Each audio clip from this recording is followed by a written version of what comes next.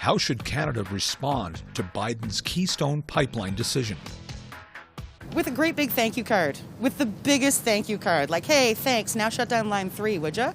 And by helping the workers that are out west that had been dependent on oil get trained in very quick and efficient programs that already exist on how they can take their knowledge that they have now about energy and convert that into something that's more sustainable, like wind power, water power, and solar power. And with a 6-month program, we could have all those people trained up so that they're putting up solar power mills like that.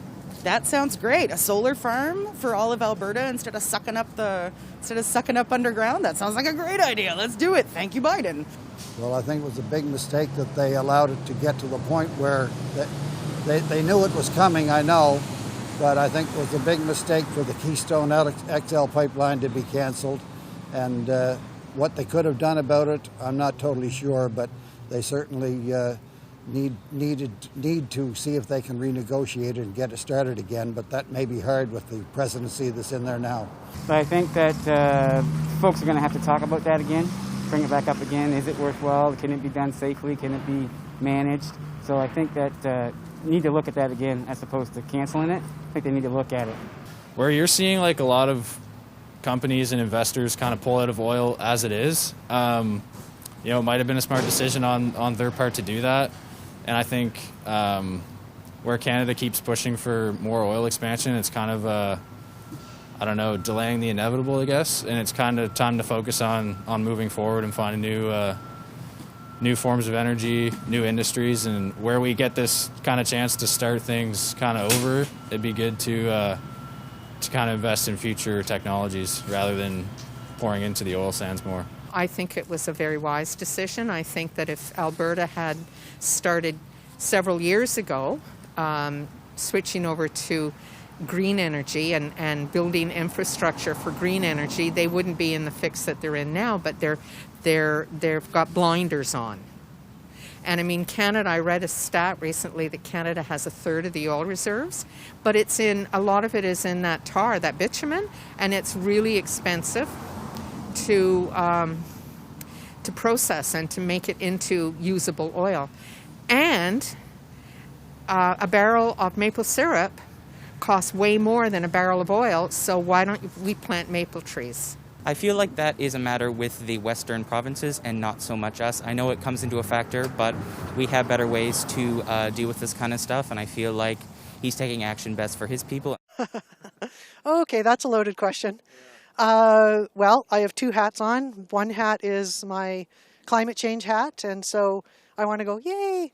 And then my other hat is, uh-oh, that's really tough on a lot of people whose livelihoods depend on it. So I guess it's a tricky question and probably a tough one for a lot of Canadians to answer, and maybe especially in Alberta. Yeah, that was a really tough decision. I mean, we're in Alberta, obviously that impacts us pretty greatly here, but as Canadians it impacts us quite significantly as well. That's a lot of loss in revenue. And so it's a really hard balance, right? We have to look at what's on the table outside of just pipelines, but between Canadian-U.S. relationships, it's not off to a great start. But the Keystone pipeline is really key because we're helping get, in my opinion, cleaner oil to America instead of them having to rely on OPEC. So as long as we really drive that point forward, if Biden's key points are the environment and some of the geopolitics we see, if we can help them reduce their reliance on OPEC, I think that's a positive thing. Canada should be up in arms about it. For sure. That's a lot of money to be wasted of our tax dollars that Mr. Trudeau spent without asking us. I think it's multifaceted. I think he's trying to focus more on climate change than the previous presidency, and this looks like a big ticket decision. However, I think there's way more to oil and gas than just one pipeline, and so it just looks good. Maybe not for us though in Alberta. Well, I'm kind of torn because I'm not really a friend of oil and destroying the environment. However, I think if Canada has like a foot in the door and can do its own oil production and send it somewhere, I would agree for it, because we are too independent of the Americans in many things. You know, I was hoping Biden would win, and I was hoping that he wouldn't press that button so quickly. I'm hoping that our Prime Minister will actually step up and tell him what we do as environmentalists and how it's very safe to do this Keystone. I'm hoping that Biden reconsiders, but he's a pretty powerful man right now. It's a tough one. I think especially for Alberta, it's going to hurt our economy. But I think nationally, we have to look at a platform where we got to start communicating more, work with the U.S. government, obviously, and let's try and put some things in place that are going to be positive for us.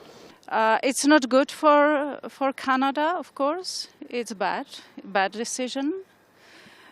But I can say, yeah, I am really not happy about this. I vote Green. And I think it's really important to start diversifying our energy sector.